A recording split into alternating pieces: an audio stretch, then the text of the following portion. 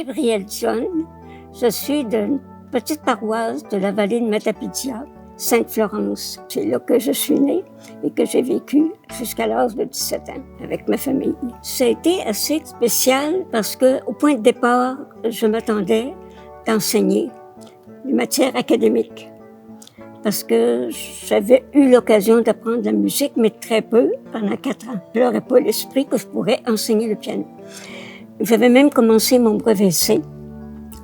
Mais après, on m'a demandé si je voulais enseigner la musique. Donc, j'ai dû me préparer. Et j'ai commencé à enseigner en 1960. Et j'enseigne encore, d'ailleurs. C'est une profession que j'ai beaucoup aimée. Parce que c'était beaucoup plus simple pour moi d'enseigner individuellement à un élève à la fois que d'avoir toute une classe en avant de moi. Et surtout pas au secondaire. Avec mon physique, là, n'était pas très imposant. Bon, j'ai commencé à enseigner en 60. C'est sûr que j'ai continué mes études. À un moment donné, j'ai dû prendre 2 années d'études. Une en spiritualité et l'autre à l'Université Laval en musique. Ce qui m'a permis d'obtenir un diplôme pour être qualifiée pour enseigner à des plus grands. Parce qu'au début, j'avais plus de jeunes. Quoique à l'heure actuelle, j'enseigne encore à des jeunes que j'aime beaucoup. C'est assez spécial, mon parcours, parce que chez nous, comme on était une grosse famille, 15, je n'aurais pas osé demander à mes parents de me payer des cours parce que c'était pas possible. Mais c'est ce à quoi je rêvais, j'aimais la musique. Quand j'allais au couvent, j'entendais pratiquer le piano. Et ça m'impressionnait. Je me disais, moi, je pourrais jamais apprendre la musique. C'est pas possible. Je demeurais chez mes grands-parents parce que j'étais très loin de l'école, à 2000. Donc, ça me rapprochait du couvent. Parce que j'allais à la petite école qu'elle appelait l'école Durand, même si c'était sur la grande route. Mon grand-père, en me voyant pianoter sur ma chaise, comme il disait, il m'a dit, je te vois pianoter sur ta chaise, tu aimerais pour apprendre la musique? Oh, j'ai eu ému et j'ai dit, oui, j'aimerais ça. Comme il était assez à l'aise, il m'a dit, bon, je vais aller te payer des cours. On avait un professeur de musique, une sœur de Saint-Rosaire, d'ailleurs à l'époque. Les sœurs de Saint-Rosaire étaient à Sainte-Florence. Et c'est là que j'ai débuté mes cours. J'avais appris 4 ans. Ça ne m'effleurait pas l'esprit que je pourrais enseigner la musique avec si peu. Alors, mon parcours a été assez spécial. Quand je repense à ça, je me dis, il n'y a pas de hasard. J'étais due à ça, même si c'est une chose à laquelle je n'aurais pas pensé, de pouvoir faire de la musique et de l'enseigner. Et c'est un métier que j'aime beaucoup. J'ai un beau groupe de jeunes qui travaillent bien.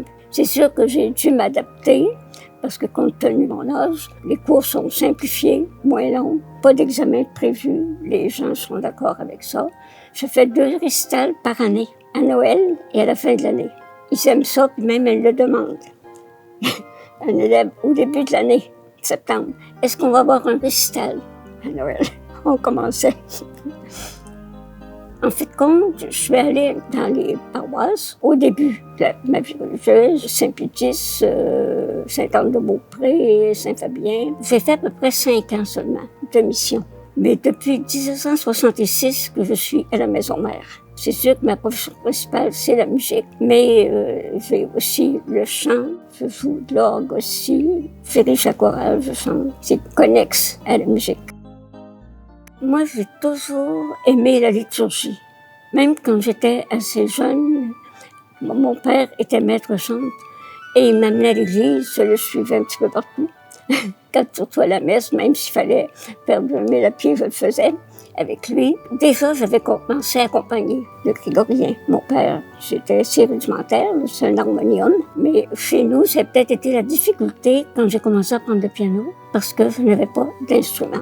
J'avais un oncle qui avait un harmonium. Il l'avait donné à mon père parce qu'il quittait la paroisse. C'est avec ça que j'ai appris. Disons que c'est pas comme un piano, là. Il faut un peu pédaler, là. Mais au moins, ça me permettait d'apprendre. Puis ça me satisfaisait en attendant de pouvoir jouer sur un vrai piano. Mais le vrai piano, c'était vraiment en communauté parce que je n'ai pas eu la chance d'en avoir chez mes parents. J'aime beaucoup les chants du père Daes. Souviens-toi de Jésus-Christ, il y a plusieurs chants. J'ai eu l'occasion à Montréal de suivre une session avec lui. J'ai bien aimé. Il était en visite parce que c'est un père français, en fait, compte. Mais j'avais eu la chance d'aller l'entendre et de chanter sous cette direction. Lui, ses chants vraiment m'ont marqué. Pour moi, dans les expériences que j'ai faites, je crois que la musique aide beaucoup à vivre des événements et à évacuer des choses. Je me rappelle des événements, des fois, j'avais de la peine, ou bien j'étais un petit peu fâchée. J'allais sur le piano avec beaucoup d'accords. Et ça éliminait, disons, le stress. Pendant qu'on fait ça, on ne peut pas penser à autre chose. Ça a vraiment été un catalyseur d'émotions, disons.